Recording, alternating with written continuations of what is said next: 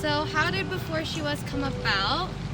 Well, I actually had this idea, this concept, and I workshopped it in class, and that's where I met Denny.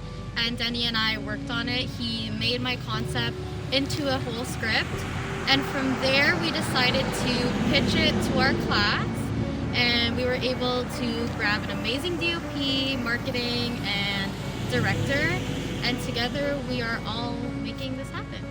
When I first heard it, I fell in love with it so much, and I knew that we could take it to something so much bigger, and it's been months and months of work, obviously, just writing it and so many drafts.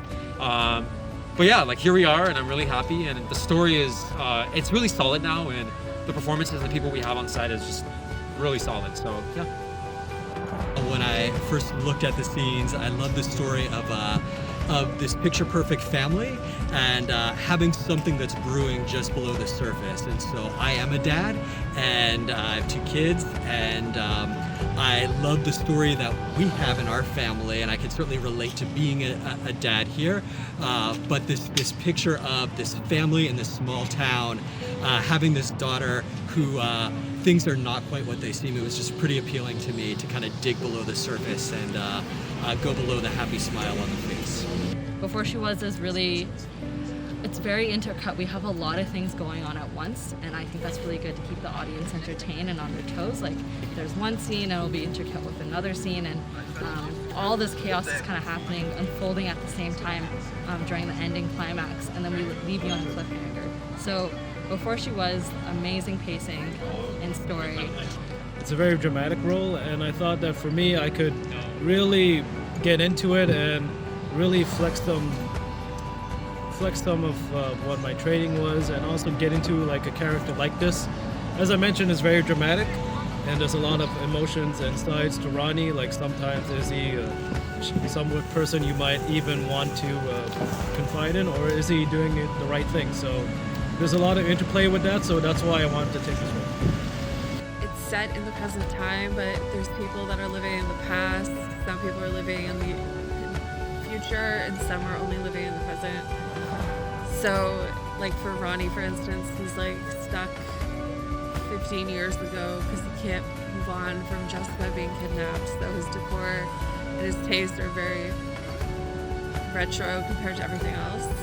For Jessica's room, we're incorporating posters about Black Lives Matter and posters about police abolition and prison abolition, and we're incorporating elements that harken back to like what her true roots are, give you a hint about that something's not right, that obviously she doesn't really belong where she lives at the moment. This is definitely one of my first few times directing, first time directing during COVID. It has definitely added a stress to the production, but nothing that we can work through. We have masks, we have sanitization, we have face shields for the actors. We're trying as best as we're getting tests every week before we go on set. We're trying as much as possible to reduce the risk.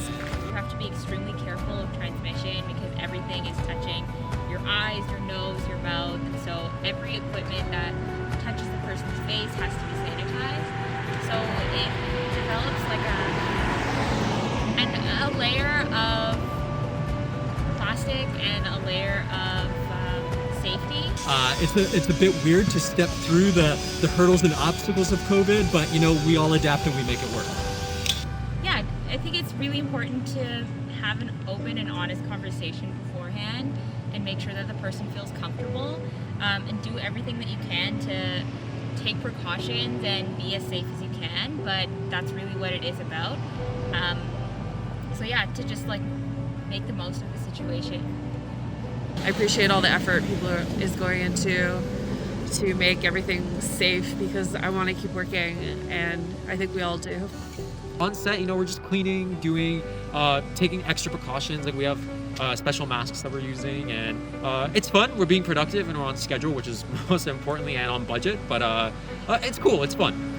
At the end of the day, Before She Was leaves the audience something they can connect with, something that's pretty entertaining, and something that's like really kind of mysterious and kind of horrifying at the same time.